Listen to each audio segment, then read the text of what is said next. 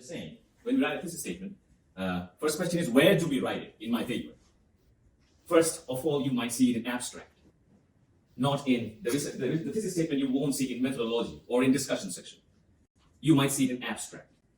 Secondly, you might also see it in the introduction section, where you mention the gap and then you occupy the niche, the way the niche is occupied. It is also called, in that particular section, purpose statement.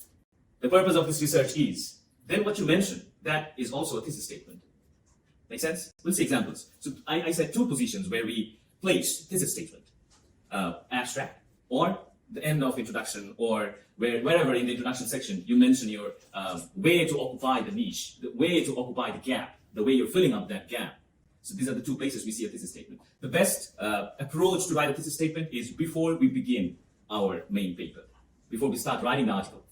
So we'll see examples how to do that and how we can criticize various samples and examples.